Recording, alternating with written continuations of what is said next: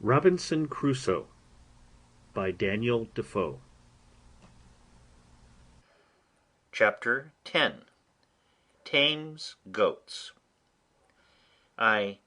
cannot say that after this for 5 years any extraordinary thing happened to me, but I lived on in the same course, in the same posture and place as before. The chief things I was employed in, besides my yearly labour of planting my barley and rice, and curing my raisins, of both which I always kept up just enough to have sufficient stock of 1 year's provisions beforehand. I say, besides this yearly labour, and my daily pursuit of going out with my gun, I had one labour, to make a canoe, which at last I finished, so that by digging a canal to it of 6 feet wide and 4 feet deep, I brought it into the creek almost half a mile. As for the first, which was so vastly big, for I made it without considering beforehand, as I ought to have done, how I should be able to launch it, never being able to bring it to the water, or bring the water to it, I was obliged to let it lie where it was as a memorandum to teach me to be wiser the next time. Indeed, the next time, though I could not get a proper tree for it, and was in a place where I could not get the water to it at any less distance than, as I have said, near half a mile, yet, as I saw it was practicable at last, I never gave it over, and though I was near 2 years about it, yet I never grudged my labour, in hopes of having a boat to go off to sea at last. However, though my little periagua was finished, yet the size of it was not at all answerable to the design which I had in view when I made the first. I mean of venturing over to the terra firma, where it was above 40 miles broad. Accordingly, the smallest of my boat assisted to put an end to that design, and now I thought no more of it. As I had a boat, my next design was to make a cruise round the island, for as I had been on the other side in one place, crossing, as I have already described it, over the land, so the discoveries I made in that little journey made me very eager to see other parts of the coast. And now I had a boat, I thought of nothing but sailing round the island. For this purpose, that I might do everything with discretion and consideration, I fitted up a little mast in my boat, and made a sail too out of some of the pieces of the ship's sails, which lay in store, and of which I had a great stock by me. Having fitted my mast and sail, and tried the boat, I found she would sail very well. Then I made little lockers or boxes at each end of my boat, to put provisions, necessaries, ammunition, etc., into, to be kept dry either from rain or the spray of the sea, and a little long hollow place I cut in the inside of the boat, where I could lay my gun, making a flap to hang down over it to keep it dry. I fixed my umbrella also in the step at the stern, like a mast, to stand over my head and keep the heat of the sun off me, like an awning, and thus I took every now and then a little voyage upon the sea, but never went out far, not far from the little creek. At last, being eager to view the circumference of my little kingdom, I resolved upon my cruise, and accordingly I victualled my ship for the voyage, putting in 2 dozen of loaves, cakes I should call them, of barley bread, an earthen pot full of parched rice, a food I ate a good deal of, a little bottle of rum, half a goat, and powder and shot for killing more, and 2 large watchcoats of those which, as I mentioned before, I had saved out of the seamen's chests. These I took, one to lie upon, and the other to cover me in the night. It was the 6th of November in the 6th year of my reign, or my captivity, which you please, that I set out on this voyage, and I found it much longer than I expected, for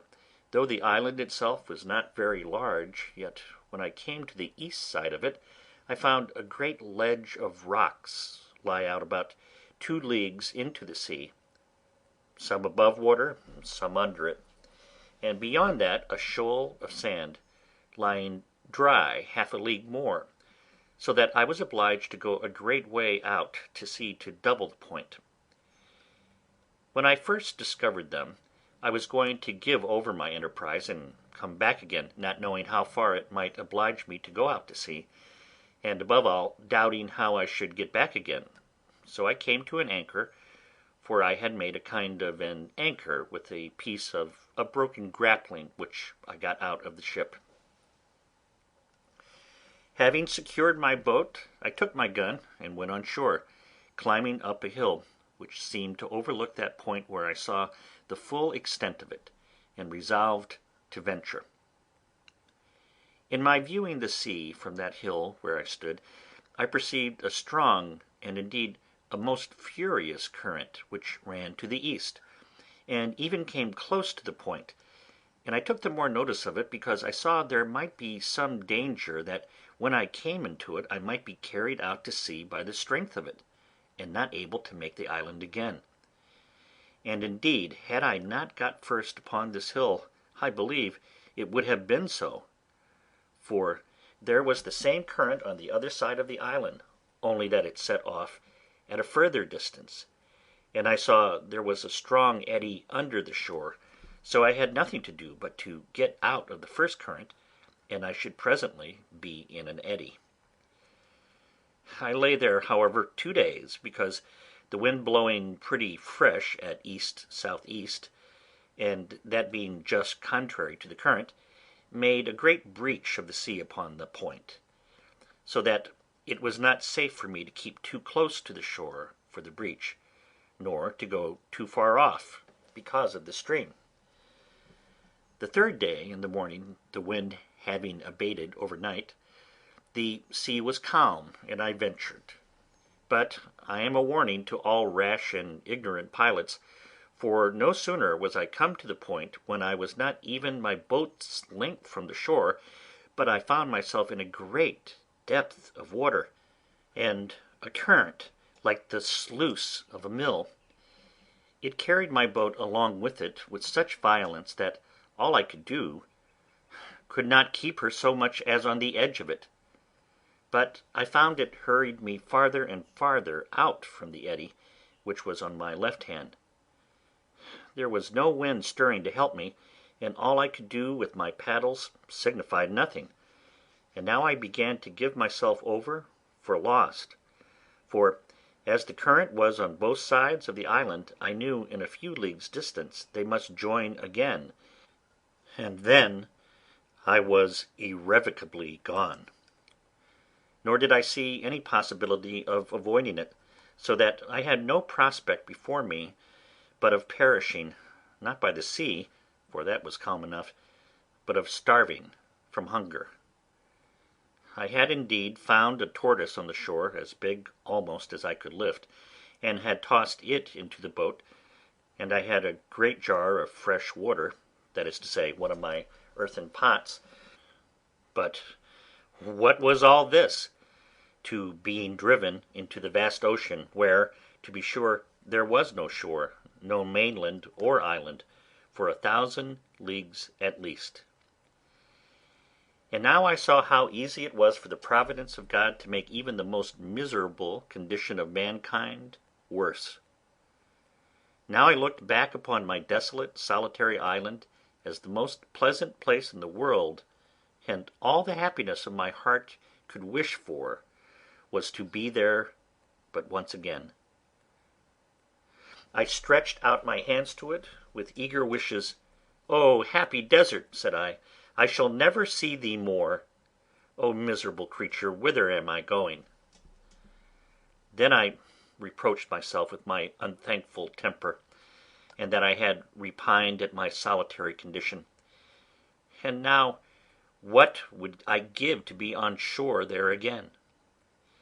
Thus we shall never see the true state of our condition till it is illustrated to us by its contraries. nor know how to value what we enjoy but by the want of it. It is scarcely possible to imagine the consternation I was now in, being driven from my beloved island, for so it appeared to me now to be,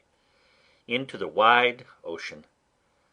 almost 2 leagues, and in the utmost despair of ever recovering it again. However, I worked hard till, indeed, my strength was almost exhausted, and kept my boat as much as to the northward, that is, towards the side of the current which the eddy lay on, as possibly I could. When about noon, as the sun passed the meridian, I thought I felt a little breeze of wind in my face,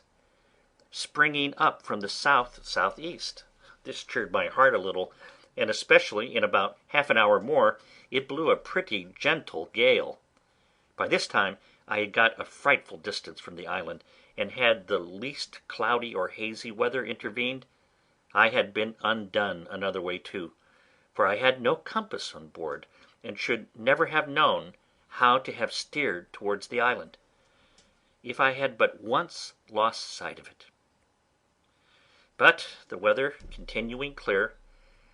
I applied myself to get up my mast again and spread my sail, standing away to the north as much as possible to get out of the current. Just as I had set my mast and sail, and the boat began to stretch away, I saw, even by the clearness of the water, some alteration of the current was near, for where the current was so strong the water was foul, but perceiving the water clear, I found the current abate, and presently I found to the east, at about half a mile, a breach of the sea upon some rocks. These rocks, I found, caused the current to part again, and as the main stress of it ran away more southerly, leaving the rocks to the northeast,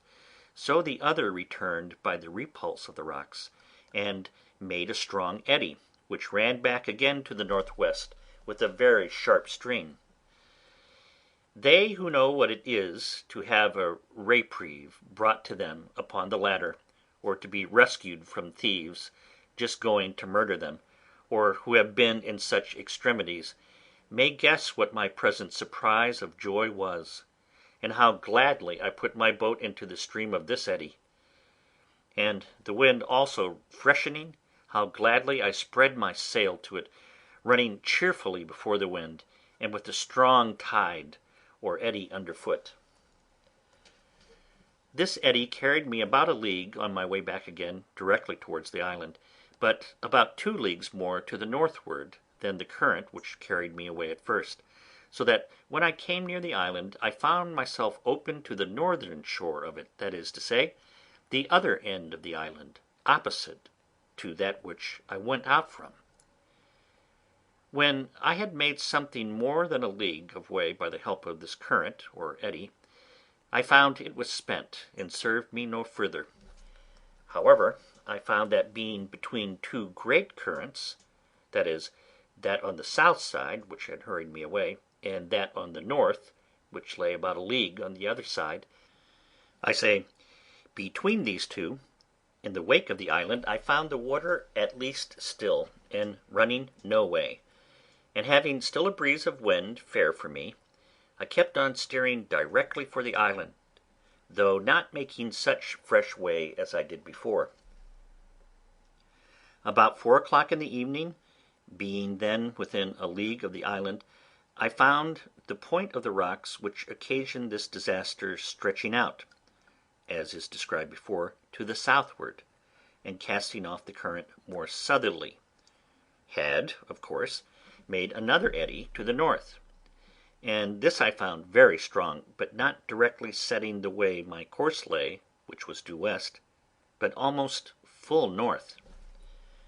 However, having a fresh gale, I stretched across this eddy, slanting north-west, and in about an hour came within about a mile of the shore, where, it being smooth water, I soon got to land. When I was on shore, I fell on my knees and gave God thanks for my deliverance, resolving to lay aside all thoughts of my deliverance by my boat, and refreshing myself with such things as I had, I brought my boat close to the shore in a little cove that I had spied under some trees, and laid me down to sleep, being quite spent with the labour and fatigue of the voyage. I was now at a great loss which way to get home with my boat. I had run so much hazard, and knew too much of the case, to think of attempting it by the way I went out, and what might be at the other side, I mean the west side, I knew not, nor had I any mind to run any more ventures. So I resolved on the next morning to make my way westward along the shore, and to see if there was no creek where I might lay up my frigate in safety,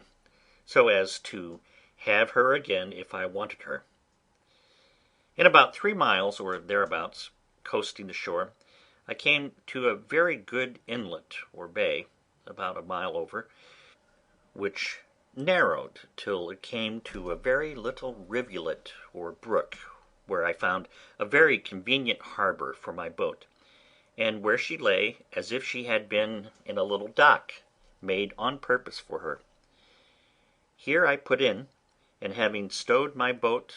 very safe, I went on shore to look about me and see where I was. I soon found I had but a little passed by the place where I had been before, when I travelled on foot to that shore, so taking nothing out of my boat but my gun and umbrella, for it was exceedingly hot, I began my march. The way was comfortable enough after such a voyage as I had been upon, and I reached my old bower in the evening, where I found everything standing as I left it, for I always kept it in good order, being, as I said before, my country house. I got over the fence and laid me down in the shade to rest my limbs, for I was very weary, and fell asleep. But judge you, if you can, that read my story, what a surprise I must be in when I was awaked out of my sleep by a voice calling me by my name several times. "Robin! Robin! Robin Crusoe! Poor Robin Crusoe! Where are you, Robin Crusoe? Where are you? Where have you been?" I was so dead asleep at first, being fatigued with rowing, or part of the day, and with walking the latter part, that I did not wake thoroughly, but dozing thought I dreamed that somebody spoke to me. But as the voice continued to repeat, "Robin Crusoe! Robin Crusoe!" at last I began to wake more perfectly,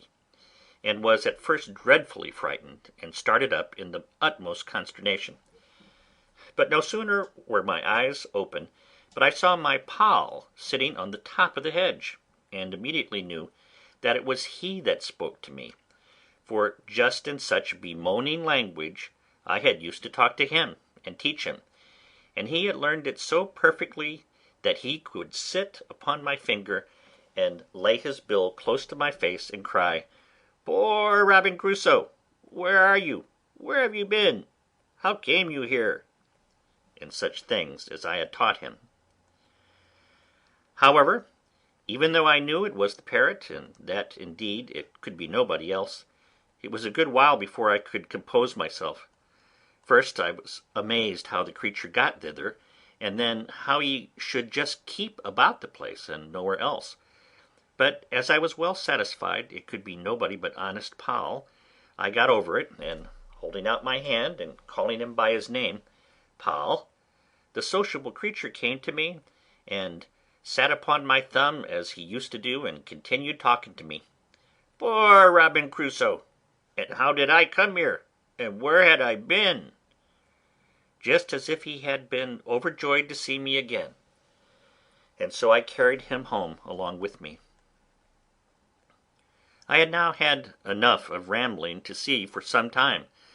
and had enough to do for many days to sit still and reflect upon the danger I had been in. I would have been very glad to have had my boat again on my side of the island, but I knew not how it was practicable to get it about. As to the east side of the island, which I had gone round, I knew well enough there was no venturing that way. My very heart would shrink, and my very blood run chill, but to think of it. And as to the other side of the island, I did not know how it might be there. But supposing the current ran with the same force against the shore at the east as it passed by it on the other, I might run the same risk of being driven down the stream and carried by the island, as I had been before of being carried away from it. So with these thoughts I contented myself to be without any boat, though it had been the product of so many months' labour to make it, and of so many more to get it into the sea. In this government of my temper I remained near a year, and lived a very sedate, retired life, as you may well suppose; and my thoughts being very much composed as to my condition, and fully comforted in resigning myself to the dispositions of Providence, I thought I lived really very happily in all things, except that of society. I improved myself in this time in all the mechanic exercises which my necessities put me upon applying myself to; and I believe I should upon occasion have made a very good carpenter, especially considering how few tools I had. Besides this, I arrived at an unexpected perfection in my earthenware, and contrived well enough to make them with a wheel, which I found infinitely easier and better, because I made things round and shaped, which before were filthy things indeed to look on. But I think I was never more vain of my own performance, or more joyful for anything I found out, than for my being able to make a tobacco pipe; and though it was a very ugly, clumsy thing when it was done, and only burned red like other earthenware, yet as it was hard and firm, and would draw the smoke, I was exceedingly comforted with it; for I had been always used to smoke, and there were pipes in the ship, but I forgot them at first, not thinking there was tobacco in the island, and afterwards, when I searched the ship again, I could not come at any pipes. In my wicker ware also I improved much, and made abundance of necessary baskets, as well as my invention showed me; though not very handsome, yet they were such as were very handy and convenient for laying things up in, or fetching things home. For example, if I killed a goat abroad, I could hang it up in a tree, flay it, dress it, and cut it in pieces, and bring it home in a basket; and the like by a turtle. I could cut it up, take out the eggs and a piece or two of the flesh, which was enough for me, and bring them home in a basket, and leave the rest behind me. Also large deep baskets were the receivers of my corn, which I always rubbed out as soon as it was dry and cured, and kept it in great baskets. I began now to perceive my powder abated considerably. This was a want which it was impossible for me to supply, and I began seriously to consider what I must do when I should have no more powder, that is to say, how I should kill any goats. I had, as is observed in my third year of being here, kept a kid and bred her up tame, and I was in hopes of getting a he goat, but I could not by any means bring it to pass, till my kid grew an old goat; and as I could never find in my heart to kill her, she died at last of mere age. But being now in the 11th year of my residence, and as I have said my ammunition growing low, I set myself to study some art to trap and snare the goats, to see whether I could not catch some of them alive; and particularly I wanted a she goat great with young. For this purpose I made snares to hamper them, and I do believe they were more than once taken in them, but my tackle was not good, for I had no wire, and I always found them broken and my bait devoured. At length I resolved to try a pitfall; so I dug several large pits in the earth, in places where I had observed the goats used to feed, and over these pits I placed hurdles of my own making too, with a great weight upon them, and several times I put ears of barley and rice, without setting the trap, and I could easily perceive the goats had gone in and eaten up the corn, for I could see the marks of their feet. At length I set 3 traps in one night, and going the next morning I found them all standing, and yet the bait eaten and gone. This was very discouraging. However, I altered my traps, and not to trouble you with particulars, going one morning to see my traps, I found in one of them a large old he-goat, and in one of the others 3 kids, a male and 2 females. As to the old one, I knew not what to do with him. He was so fierce I durst not go into the pit to him, that is to say, to bring him away alive, which was what I wanted. I could have killed him, but that was not my business, nor would it answer my end. So I even let him out, and he ran away, as if he had been frightened out of his wits. But I did not then know, what I afterwards learned, that hunger will tame a lion. If I had let him stay 3 or 4 days without food, and then have carried him some water to drink and then a little corn, he would have been as tame as one of the kids, for they are mighty sagacious, tractable creatures, where they are well used. However, for the present I let him go, knowing no better at that time. Then I went to the 3 kids, and taking them one by one, I tied them with strings together, and with some difficulty brought them all home. It was a good while before they would feed, but throwing them some sweet corn, it tempted them, and they began to be tame. And now I found that if I expected to supply myself with goat's flesh, when I had no powder or shot left, breeding some up tame was my only way, when perhaps I might have them about my house like a flock of sheep. But then it occurred to me that I must keep the tame from the wild, or else they would always run wild when they grew up, and the only way for this was to have some enclosed piece of ground, well fenced either with hedge or pale, to keep them in so effectually that those within might not break out, or those without break in.